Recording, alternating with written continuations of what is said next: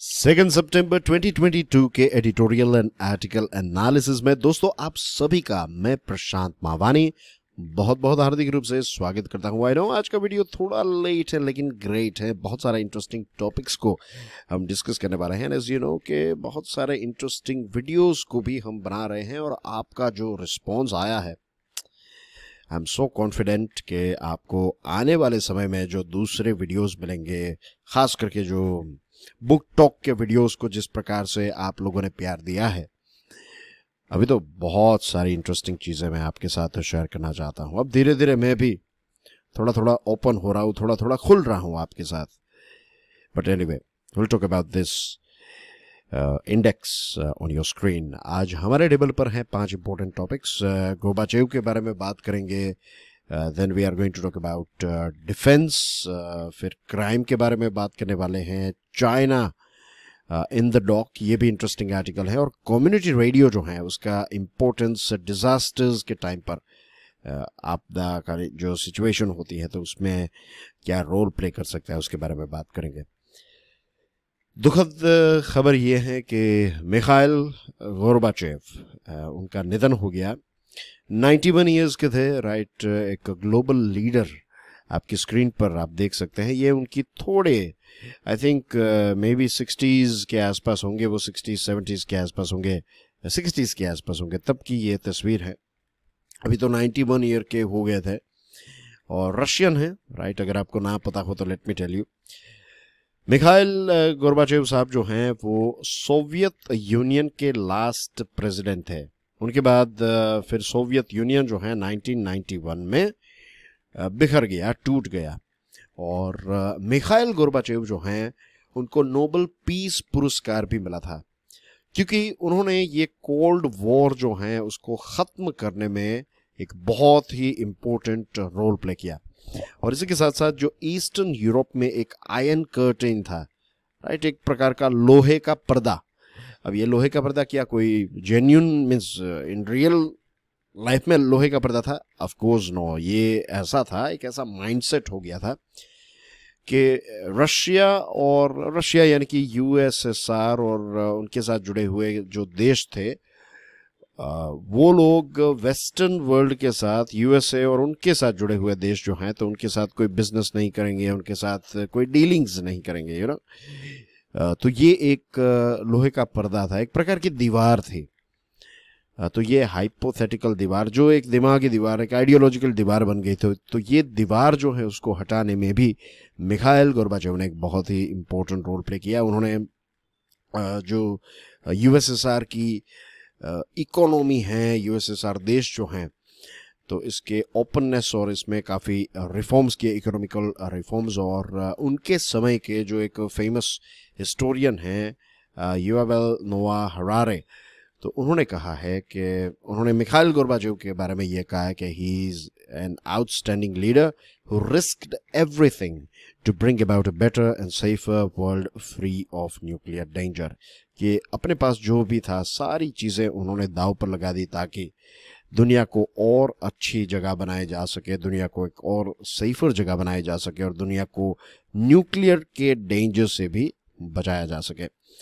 President Vladimir Putin साहब जो हैं उन्होंने दुख व्यक्त किया है, कि उनके निधन पर दुख व्यक्त किया है। लेकिन जहाँ तक आइडियोलॉजी की बात है तो उनको मिखाइल गोर्बाचेव के समय पे जो ये 1991 में यूएसएसआर जो है उसका विघटन हो गया, डिसमेंटलिंग हो गया ये यूएसएसआर का, तो ये चीज़ व्लादिमीर पुतिन को बिल्कुल पसंद नहीं है। और उन्होंने ये भी कहा कि सोवियत यूनियन का जो डिसमेंटलिंग है ये 20th सेंचुरी की सबसे बड़ी एक गलती आप कह सकते हैं, एक बहुत बड़ी दुर्घटना, कैटास्ट्रोफी, यानी कि एक बहुत बड़ी दुर्घटना, ग्रेटेस्ट जियोपॉलिटिकल कैटास्ट्रोफी। और उन्होंने कहा कि गोर्बाचेव की वजह से ये सोवियत यूनियन जो है वो बिखर गया।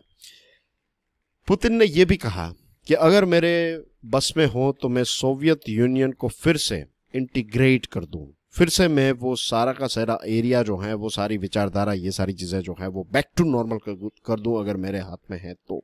अगर चीजें अगर मेरे बस में है तो। The reforms brought about by Gorbachev meant a lot of misery for common people as transition from a closed economy to an open one was not a happy experience. Gorbachev के समय पर जो रिफॉर्म्स हुए, economic reforms, जो openness के नई नई companies जो है वो आने लगी, और ये जो रूसी अर्थव्यवस्था है ये दुनिया के दूसरे देशों के लिए खुलने लगी, तो इसकी वजह से वहाँ के बहुत सारे जो लोग हैं उनका नुकसान हुआ, इकोनॉमिकल नुकसान हुआ, उनको बहुत सारे चैलेंजेस फेस करने पड़े। तो ये उनके लिए हैप्पी एक्सपीरियंस नहीं था। तो बहुत सारे लोग जो हैं वो गोर्बाचेव को इस चीज़ को लेकर नफरत भी करते हैं या फिर उनको एक गुस्सा भी हैं। और जो रशियन नेशनलिस्ट थे, राइट, तो ये जैसे पुतिन साहब इस चीज़ को लेकर खुश नहीं है यूनियन के डिसमेंटलिंग से, तो वैसे ही बहुत सारे लोग जो हैं वो उनका विरोध भी करते हैं। उनकी ये स्ट्रेटजी जो है उसके बारे में अच्छा नहीं बोलते, यू नो। लेकिन जो भी हो, ऐसा तो हर किसी के साथ होता है। गांधी जी को भी नापसंद करने वाले बहुत सारे लोग हैं, राइट, और हम ये भूल जाते हैं। मीन्स देखिए, गांधी जी परफेक्ट नहीं थे, और आप ऐसा एक्सपेक्ट भी कैसे कर सकते हैं? He was a human being, right.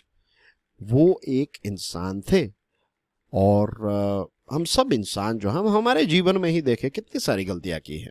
कोई हम परफेक्ट है क्या? The answer is no. It's like Sachin Tendulkar, cricket के जिनको कहते हैं क्रिकेट का रब, क्रिकेट का भगवान कहते हैं सचिन को, right, is the God of cricket.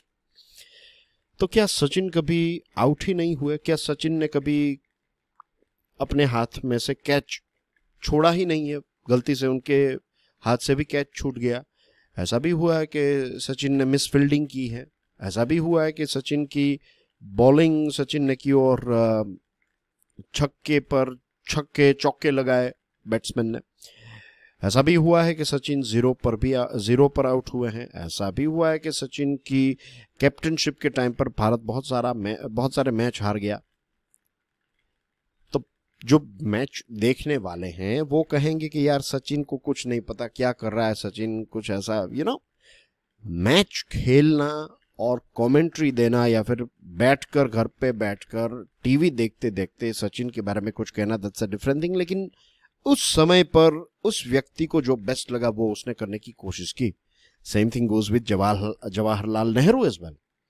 मैं जानता हूं बहुत सारे लोग जो हैं वो कश्मीर का जो इश्यू है, जो कुछ गलतियां हुई उनसे, तो उसको लेकर जवाहरलाल नेहरू से खुश नहीं है। लेकिन आप फिर ये कह दे कि ये आदमी यहाँ पर पैदा ही नहीं हुआ होता तो अच्छा होता। This is not good, you know. He was our prime minister, उन्होंने बहुत सारे इंपॉर्टेंट डिसीजंस लिए हैं। Same thing goes with Atal Bihari Vajpayee. उन्होंने भी देश के लिए क्या क्या नहीं किया, लेकिन उनके साथ भी उन्होंने भी कुछ गलतियां की है। तो हर किसी से ऐसा होता है। तो उस समय पर यू नो, ये आपको ये चीज में रशिया के लोग मिखाइल गोर्बाचेव को कुछ लोग ऐसे हैं जो उनको नफरत करते हैं, ऐसा है। तो उनसे हमें ये चीज सीखनी है कि गांधी जी और दूसरे लीडर्स के बारे में भी लोग ऐसा कहते हैं, लेकिन इन बड़े बड़े लीडर्स ने कुछ ना कुछ चीजें हम सबको दी हैं, राइट। और यहाँ पर गोर्बाचेव साहब की बात करें तो इट वाज पीस, शांति, युद्ध नहीं हुआ। और रुसालिन ग्रीनबर्ग ने कहा है, he gave us all freedom but we don't know what to do with it। उन्होंने तो हमें आजादी दी, लेकिन हमें ही नहीं पता कि इस आजादी का हम करें तो क्या करें या फिर क्या कर सकते हैं। हमारा विजन छोटा है, देने वाले का नहीं। Making at home, times of India का ये आर्टिकल है। CCS cleared the project to develop Tejas mark 2। तेजस जो मार्क 1 है उसका ये अपग्रेडेड वर्जन होगा। कैबिनेट ने इसको ग्रीन सिग्नल दे दिया, इस प्रोजेक्ट को ग्रीन सिग्नल दे दिया है।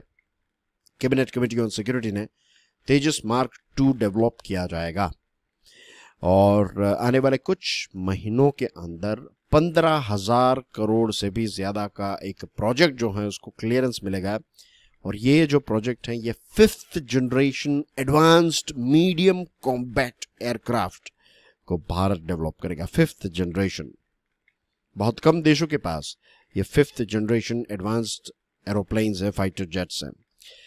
तेजस मार्क 1 जो है ये मिग 21 को रिप्लेस करेगा। मिग 21 का दूसरा नाम क्या है? फ्लाइंग कॉफिन, तो इसको रिप्लेस करेगा। और तेजस मार्क 2 जो है वो धीरे धीरे मिराज 2000 को, जैग्युआर्स को और मिग 29 को रिप्लेस करेगा। तेजस मार्क 2 जिसका डेवलपमेंट जो है उसका अप्रूवल अभी दिया जो मैंने आपको बताया। देखिए 5th जनरेशन फाइटर जेट्स जो है ना, जैसे मैंने आपको बताया बहुत कम देशों के पास है। यूएसए के पास है, चाइना के पास है, रशिया के पास है और किसी देश के पास नहीं है। भारत इसकी तैयारी कर, दूसरे देश भी तैयारी कर रहे हैं, लेकिन आई होप भारत जल्द से जल्द इस एलीट ग्रुप का पार्ट जो है वो बन जाएगा। इसी के साथ हमने INS विक्रांत भी कमीशन किया। इसके ऊपर मैंने ऑलरेडी वीडियो बनाया है, अगर वीडियो देखना चाहते हैं देन क्लिक दिस बटन, आप इस बटन को क्लिक कीजिए, राइट आई बटन को, और डायरेक्टली आप उस वीडियो को देख सकते हैं। तो इसके साथ जुड़ी हुई कुछ 10 इंटरेस्टिंग चीज़ें मैंने शेयर की हैं। और मज़े की बात यह है कि 75% से भी ज़्यादा INS विक्रांत के कंपोनेंट्स जो हैं उनको हमने लोकली प्रोक्योर किया है, यानी कि यहाँ से ही, देश से ही इन सारी चीज़ों को हमने परचेज किया है। दूसरी जो एक इम्पोर्टेंट बात है वो ये है कि जब हम दूसरे देशों से ये सारी चीज़ें खरीदते हैं ना, तो ये काफ़ी महंगी होती हैं। जब हम इसको इंपोर्ट करना पड़ता है और दूसरे देशों में चीज़ों की प्राइस भी ज़्यादा रहती है, राइट। मैं डेवलप देशों की बात कर रहा हूँ, लेकिन यही सारी चीज़ें अगर हम हमारे देश में पैदा कर रहे हैं तो एक तो जॉब्स जनरेट होगी, एक्सपीरियंस डेवलप होगा, छोटी बड़ी कंपनीज जो हैं उनको भी काम मिलेगा। तो ये सारे फ़ायदे जो हैं वो इसके डेफिनेटली हैं। और सरकार ने ये तय किया है, आर्म्ड फोर्सेस जो हैं, इसका प्रोजेक्शन ये है कि $130 बिलियन जो हैं आने वाले 5 सालों के अंदर कैपिटल प्रोक्योरमेंट, इतनी सारी चीज़ों का 130 बिलियन। तो this is a big opportunity हमारे देश की मिलिट्री और जो इंडस्ट्रीज़ हैं वो मिलकर एक ब्रिज बनाए, इन द सेंस कि मिलकर एक दूसरे के साथ काम करें। तो ये हमारे देश के लिए इकोनॉमिकली भी और डिफेंस आत्मनिर्भरता के पॉइंट ऑफ व्यू से भी काफ़ी बेनिफिशियल होगा। I hope things are clear to you. A revert to the mean, the Hindu का ये आर्टिकल है। हाल ही में NCRB ने crime in India report release किया है, और अब देखिए वायोलेंट क्राइम्स जो हैं इसका रजिस्ट्रेशन का डेटा अगर हम देखें तो 2021 में वायोलेंट क्राइम्स हमारे देश में इंक्रीज हुए हैं कंपेयर टू 2022। 2022 जो है ये एक इंटरेस्टिंग साल था क्योंकि इसमें हमें एक ड्रॉप देखने को मिला वायलेंट क्राइम्स में, लेकिन 2021 में वायलेंट क्राइम्स खास करके rape, kidnapping, atrocities against children, robberies, murders, ये सारी चीज़ें वायलेंट क्राइम की कैटेगरी में आती है। और इन सारे अलग अलग क्राइम्स जो हैं वो हमारे देश में, इनके आंकड़े देखें तो ये इंक्रीज हुए हैं। डोमेस्टिक वायलेंस की बात करें, घरेलू हिंसा, क्रूएल्टी बाय हस्बैंड और रिलेटिव्स, 31.8% क्राइम्स अगेंस्ट विमेन, ये या तो हस्बैंड के द्वारा या तो उन हस्बैंड के रिश्तेदारों के द्वारा, ससुराल में कोई जो लोग हैं उनके द्वारा क्राइम किया गया। 2020 में ये 30.2% था, अब ये 31.8% हो गया है। 2019 में ये 30.9 था, तो उसके कंपैरिजन में 2020 कम था, लेकिन अब काफ़ी ज़्यादा हुआ है।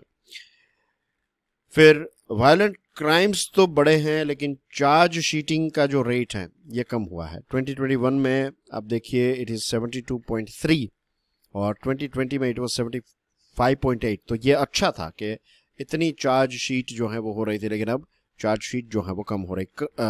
कन्विक्शन रेट जो है ये भी कम हुआ है। 2020 में कन्विक्शन रेट 59.2 था, 2021 में ये 57% है। फिर वायलेंट क्राइम्स पर 1 लाख पीपल, ये सारे आंकड़े आपको याद नहीं रखने हैं, सिर्फ चीज़ों को समझना है। आसाम 76.6, दिल्ली 57, वेस्ट बंगाल 48.7, ये सारे हाईएस्ट कैटेगरीज में आते हैं। गुजरात, आंध्र प्रदेश, तमिलनाडु जैसे राज्य जो हैं तो ये लोएस्ट नंबर्स में आते हैं वायलेंट क्राइम्स पर 1 लाख। देखिए यहाँ पर ऐसे वैसे क्राइम नहीं बात कर रहा है, वायलेंट क्राइम्स की बात हो रही। सुसाइड रेट जो है 2021 का, उसमें अब देखिए, highest in the last 5 years, 12 per 1 lakh people। 1 lakh लोगों में 12 लोग ऐसे हैं जो आत्महत्या करते हैं। और एक्सेस डेथ की बात करें, एक्सेस डेथ्स की बात करें, इसका मतलब यह है कि नॉर्मल टाइम में जो मृत्यु होती है, लेट्स से कि 1 साल में हमारे देश में 1 लाख लोगों की मृत्यु होती है। इसमें सारी कैटेगरीज आ गई, राइट। खास करके नॉर्मल रेंज के हर साल 1 लाख लोग जो हैं वो हमारे देश में मरते हैं। एक्सेस डेथ्स का मतलब यह है कि 1 लाख की जगह पर अब 1,20,000 लोगों की मृत्यु हुई। तो उसका रीजन क्या है? तो पेंडेमिक। ये एक अगेन हाइपोथेटिकल एग्जांपल है, ये वाला जो है उसके कंपैरिजन में दिया है कि ऑल ऑफ द सडन 20,000 लोग जो हैं उनकी मृत्यु ज्यादा हुई because of this pandemic and delta और ये सारी चीजों की वजह, डेल्टा वेरिएंट की वजह से। साइबर क्राइम्स भी हमारे देश में इंक्रीज हुए हैं। ये एक ऐसी कैटेगरी है जो जनरली इतना सीरियसली इसको नहीं लिया जाता।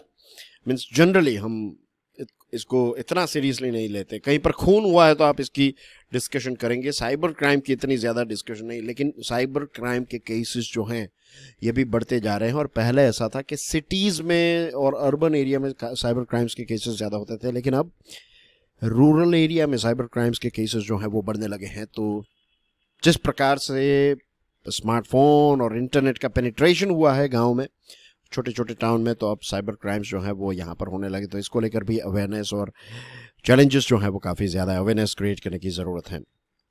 China in the dock, Tribune का ये आर्टिकल है। यूनाइटेड नेशंस का एक रिपोर्ट आया है और इस रिपोर्ट ने चाइना को दोषी ठहरा। दोषी तो नहीं, बट आई वुड से दोषी इज लाइक गिल्टी प्रूव हो गया, ऐसा नहीं। इस रिपोर्ट में ऐसा है कि चाइना पर इल्जाम लगाया है किस चीज़ का? सीरियस ह्यूमन राइट्स वायोलेशन का। हम सब जानते हैं जो शिनजियांग प्रोविंस है चाइना का, तो वहां पर जो वीगर मुस्लिम्स हैं उनको किस प्रकार से ट्रीट किया जाता है। उनका मास डिटेंशन सेंटर है, यानी कि एक बहुत बड़ी, आप समझ लीजिए डिटेंशन सेंटर, एक प्रकार की जेल बनाई है, राइट। लोगों को अंदर उसमें रखा जाता है, उसके बाहर आप नहीं निकल सकते, राइट। कैदियों की तरह यहाँ पर शिनजियांग प्रोविंस में वीगर मुस्लिम्स को ट्रीट किया जाता है। और दूसरे मुस्लिम ग्रुप्स जो हैं उनको भी इसी प्रकार से ट्रीट किया जाता है। और एथनिक माइनॉरिटीज़ जो हैं चाइना में, उनका सप्रेशन काफ़ी ज़्यादा होता है। और शर्म की बात भी है, दुखद बात भी है कि दूसरे जो मुस्लिम देश हैं, और ख़ास करके मैं कहूँगा पाकिस्तान, राइट, ये देश चुप क्यों बैठे हैं ये मुझे समझ में नहीं आ रहा है। पूरी दुनिया जानती है कि वीगर्स को किस प्रकार से वहां पर प्रताड़ित किया जा रहा है, किस प्रकार से उनको परेशान किया जा रहा है, मारा पीटा जाता है, क्या क्या नहीं होता है महिलाओं के साथ, बच्चों के साथ, वहां पर बुजुर्गों के साथ। लेकिन फिर भी ये सारे देश जो हैं वो चाइना के बारे में कुछ नहीं बोलते। और चाइना ने ये रिपोर्ट के बारे में ऑलरेडी बता दिया है। उन्होंने क्या बताया? चाइना ने कहा कि ये तो वेस्टर्न वर्ल्ड का एक प्रकार का कैंपेन है, हमें बदनाम करने के लिए ये सारी चीजें, हम थोड़ी ऐसा कर रहे हैं, हमें बदनाम किया जा रहा है, ये वेस्टर्न वर्ल्ड की चाल है। लेकिन ये जो रिपोर्ट आया है ना, ये पूरी दुनिया के लिए एक वेकअप कॉल है। इंटरनेशनल एक्शन लेने की जरूरत है। इस प्रकार के एक्स्ट्रा जुडिशियल कैंप्स जो चल रहे हैं ये बिल्कुल भी अलाउड नहीं होने चाहिए। वर्ल्ड वॉर 2 के टाइम पर जो हिटलर के जो कैंप्स थे, बहुत सारे फिल्म्स उस पर अवेलेबल हैं और बहुत सारी किताबें भी अवेलेबल हैं। एक वीडियो भी मैंने बनाया था एनी फ्रैंक के बारे में, राइट। एनी फ्रैंक जो हैं तो उसकी एक छोटी सी बायोग्राफी मैंने बनाई थी। अगर आपको देखना है तो मीन्स यहाँ पर क्लिक कर लीजिए, आई विल, ये आई बटन जो है वहाँ पर ये वीडियो आपको मिल जाएगा। नाउ द थिंग इज दोस्तों, हिटलर के बारे में जो मैं बता रहा था कि अगर आप उन मूवीज को देखेंगे, उन किताबों को पढ़ेंगे, उन हॉलोकॉस्ट के बारे में जानेंगे तो आपकी आंखों में आंसू आ, मीन्स यू वोंट बिलीव कि इस प्रकार की क्रूरता भी कोई इंसान या फिर कोई सिस्टम कर सकती है। लगभग ऐसी ही क्रूरता जो है वो वीगर्स के साथ हो रही है। और ये रिपोर्ट यूएन का है। देखिए, पूरा सच तो बाहर नहीं आया है, लेकिन हाँ, झूठ जो है वो तो एक्सपोज हो गया। समझे ना इसका मतलब? पूरा सच तो सामने नहीं आया है, लेकिन चाइना का जो झूठ है वो तो थरोली एक्सपोज हो चुका है।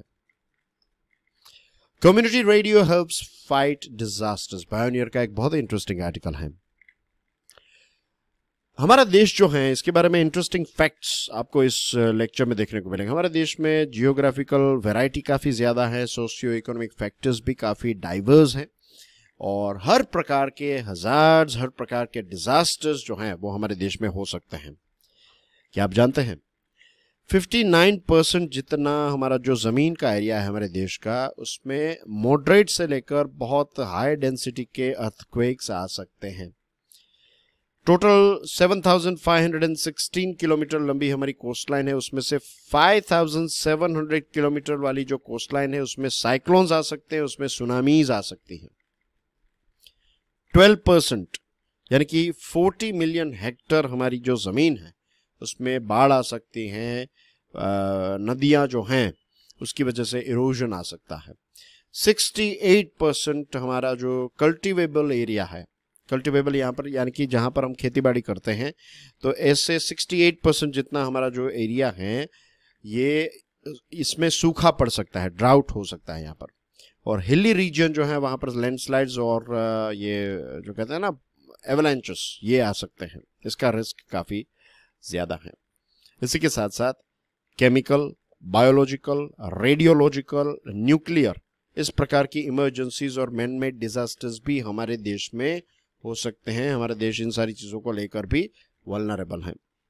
Disaster risks in India are further compounded by increasing vulnerabilities related to, हमारे देश में जिस प्रकार से डेमोग्राफिक और सोशियो इकोनॉमिक कंडीशन है, बदलाव जो हो रहे हैं, अनप्लान्ड अर्बनाइजेशन की वजह से डिजास्टर हो सकते हैं, हाई रिस्क जोन में डेवलपमेंट की वजह से, environment degradation, climate change, geographical hazards, epidemics और पेंडेमिक्स, ये सारी चीज़ों की वजह से हमारे देश में डिजास्टर्स हो सकते हैं। According to the World Bank estimates, direct losses from natural disasters have been estimated to amount up to 2% of India's GDP. अब देखिए ये WB यानी कि वर्ल्ड बैंक कहता है कि हमारे देश की जो GDP है उसका 2% जितना तो नुकसान हमें नेचुरल डिजास्टर्स की वजह से डायरेक्ट लॉस होता है। इनडायरेक्ट लॉस आप सोचिए। और ग्लोबल क्लाइमेट रिस्क इंडेक्स 2021 में हमारा देश जो है वो 7th रैंक पर है, which is very dangerous. Overwhelming the capacity of the governments and long term recovery and reconstruction, ये सारे प्लान्स जो हैं, एक तो कहीं पर डिजास्टर होता है तो सरकार की जो भी कैपेसिटी है उसके बाहर के ही होते हैं। ऐसा नहीं है कि सरकार कुछ नहीं कर रही, लेकिन डिजास्टर ही ऐसे हो रहे हैं कि आप कितनी तैयारी कर सकते हैं। और ऐसे ऐसे डिजास्टर होते हैं कि आपकी लॉन्ग टर्म रिकवरी और रिकंस्ट्रक्शन के प्लान जो हैं वो भी चौपट हो जाते हैं। तो ऐसे समय में हम क्या कर सकते हैं? तो यहाँ पर जो मेन मुद्दा है, जो बात है, वो ये है कि communication is the key. Disaster के टाइम पर, राइट, डिजास्टर हो उससे पहले, डिजास्टर के दौरान, डिजास्टर के बाद, communication is very very important. और क्या होता है, कुछ ऐसे डिजास्टर्स आ जाते हैं तो हमारी टेलीफोन की लाइन कट जाती हैं, बिजली के तार गिर जाते हैं, तो ऐसी बहुत सारी चीजें होती हैं। लेकिन एक ऐसा मीडियम है रेडियो। रेडियो जो है, खास करके कम्युनिटी रेडियो जो है, ये बहुत ही इंपॉर्टेंट रोल प्ले कर सकता है राइट इंफॉर्मेशन को लोगों तक पहुंचाने में, लोगों की जान बचाने में, लोगों की प्रॉपर्टीज वैल्यूएबल्स को बचाने में भी रेडियो एक बहुत ही इंपॉर्टेंट रोल प्ले कर सकता है।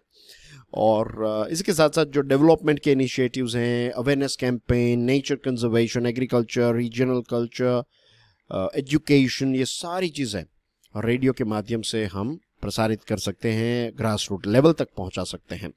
जापान में कई बार ऐसे कम्युनिटी रेडियोस का इस्तेमाल हुआ है, खास करके जो डिजास्टर होते हैं वहां पर। तो ऐसे समय में जापान के लोग जो हैं उनको ज़्यादातर चीज़ें जो हैं वो रेडियो के माध्यम से पता चल जाती है। हमारे देश में भी ऐसे कुछ एग्जाम्पल्स हैं। 2004 की बात है, जब इंडियन ओशन सुनामी आई तो उस टाइम पर अन्ना कम्युनिटी रेडियो जो चेन्नई में है, तो लोगों की जो कंप्लेंट्स थी, ग्रीवियंसेस हैं, तो ये सारी चीज़ें जो हैं वो अन्ना कम्युनिटी रेडियो के माध्यम से लोगों ने एक्सप्रेस की और उस हिसाब से सरकार ने स्टेप्स उठाए। जून 2013 में जब उत्तराखंड में क्लाउड बर्स्ट हुआ, मल्टी डे क्लाउड बर्स्ट हुए, बहुत ज़्यादा बाढ़ आ गई थी, वहाँ पर लैंडस्लाइड हुई थी, ये सारी चीज़ें हुई थी, फ्लैश फ्लड हुआ था, तो उस टाइम पर भी रेडियो के माध्यम से लोगों को इन्फॉर्मेशन प्रोवाइड की गई थी। तो कम्युनिटी रेडियो जो है it can play very important role in disaster management and disaster disaster के बाद, डिजास्टर के टाइम पर, उससे पहले अगर कहीं पर साइक्लोन आने वाला है तो लोगों को क्या क्या करना चाहिए, ये सारी चीजें आप रेडियो के माध्यम से उनको बता सकते हैं। तो इसको और ज्यादा एक्सपांड करने की जरूरत है, right. It's a very important tool. And that's everything in today's discussion dear friends. Video पसंद आया हो तो please share it with other students as well. And दोस्तों कल सैटरडे है तो कल शायद I will try my level best, लेकिन शायद एडिटोरियल एंड आर्टिकल एनालिसिस वाला वीडियो जो है वो कल शायद ना आए।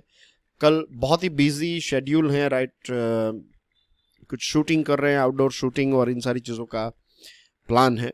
आपके लिए कुछ और इंटरेस्टिंग वीडियोस बनाने हैं अब, तो उसके लिए शायद ऐसा हो सकता है। आई will try my level best, पर देखते हैं। लेकिन संडे को तो ऑफ ही रहेगा, पर देखते हैं। चलो, anyway I will see you soon. God bless you all. जय हिंद।